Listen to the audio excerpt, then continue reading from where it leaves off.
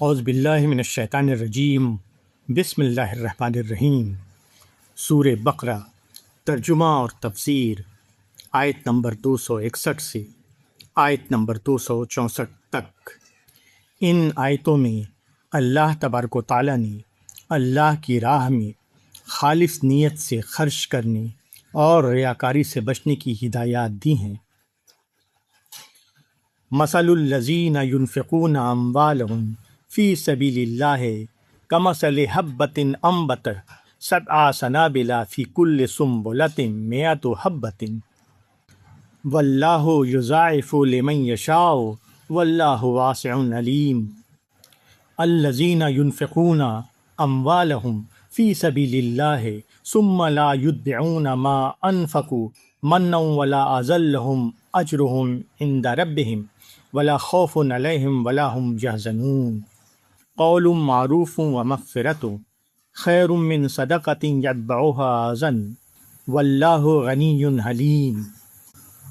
یا ایھا الذین آمنوا لا تبطلوا صدقاتکم بالمن والأذى کالذی ينفق مالہ رئاء الناس ولا یؤمن باللہ والیوم الآخر فمثلہ کمثل صفوان علیہ تراب فأصابہ وابل فترکہ صلدا لا یقدرون علی شیء مما کسبوا واللہ لا یہدی القوم الکافرین۔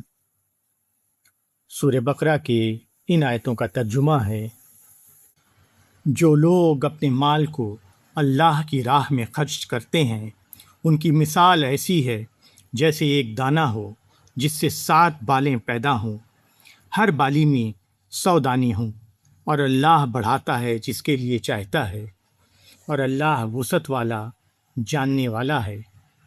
جو لوگ اپنے مال کو اللہ کی راہ میں خرچ کرتے ہیں، پھر خرچ کرنے کے بعد نہ احسان رکھتے ہیں اور نہ تکلیف پہنچاتے ہیں، ان کے لیے ان کے رب کے پاس ان کا اجر ہے، اور ان کے لیے نہ کوئی ڈر ہے اور نہ وہ غمگین ہوں گے۔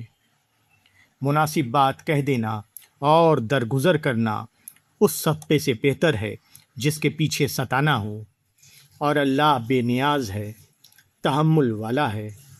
اے ایمان والوں، احسان رکھ کر اور ستا کر اپنے صدقے کو ضائع نہ کرو، جس طرح وہ شخص جو اپنا مال دکھاوے کے لیے خرچ کرتا ہے اور وہ اللہ پر اور آخرت کے دن پر ایمان نہیں رکھتا، پس اس کی مثال ایسی ہے جیسے ایک چٹان ہو جس پر کچھ مٹی جمی ہوئی ہو، پھر اس پر زور کی بارش پڑے اور وہ اس کو بالکل صاف کر دے۔ ایسے لوگوں کو اپنی کمائی کچھ بھی ہاتھ نہ لگے گی، اور اللہ منکروں کو راہ نہیں دکھاتا۔ سورہ بقرہ کے ان آیتوں کی تفسیر ہے: ہر عمل جو آدمی کرتا ہے وہ گویا ایک بیج ہے جو آدمی زمین میں ڈالتا ہے۔ اگر اس کا عمل اس کے لیے تھا کہ لوگ اسے دیکھیں تو اس نے اپنا بیج دنیا کی زمین میں ڈالا تاکہ یہاں کی زندگی میں اپنے کیے کا پھل پا سکے، اور اگر اس کا عمل اس لیے تھا کہ اللہ اس کو دیکھے تو اس نے آخرت کی زمین میں اپنا بیج ڈالا جو اگلی دنیا میں اپنے پھول اور پھل کی بہاریں دکھائے۔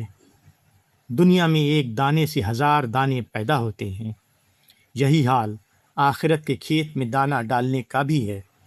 دنیا کے فائدے یا دنیا کی شہرت اور عزت کے لیے خرچ کرنے والا اسی دنیا میں اپنا معاوضہ لینا چاہتا ہے۔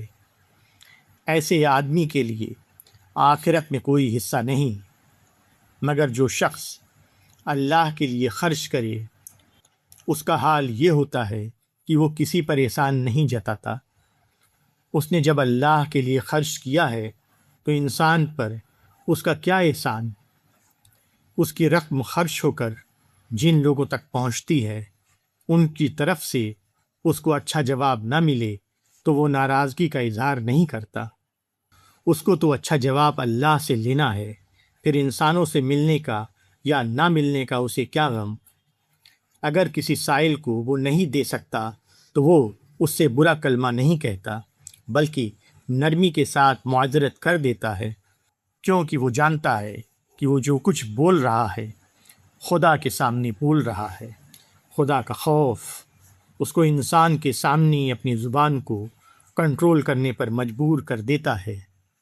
پتھر کی چٹان کے اوپر کچھ مٹی جم جائے تو بظاہر وہ مٹی دکھائی دے گی، مگر بارش کا جھونکا آتے ہی مٹی کی اوپری تہ بہہ جائے گی اور اندر سے خالی پتھر نکل آئے گا۔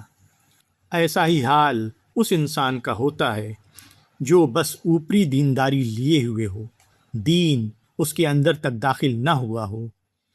ایسے آدمی سے اگر کوئی سائل بے ڈھنگے انداز سے سوال کر دے یا کسی کی طرف سے کوئی ایسی بات سامنے آ جائے جو اس کی انا پر ضرب لگانے والی ہو تو وہ بپھر کر انصاف کی حدوں کو توڑ دیتا ہے۔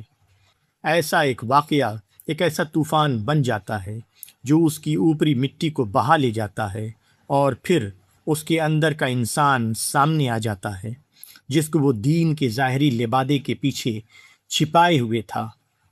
اللہ کے لیے عمل کرنا گویا دیکھے پر اندیکھے کو ترجیح دینا ہے۔ جو اس بلند نظری کا ثبوت دے وہی وہ شخص ہے جس پر خدا کی چھپی ہوئی معرفت کے دروازے کھلتے ہیں۔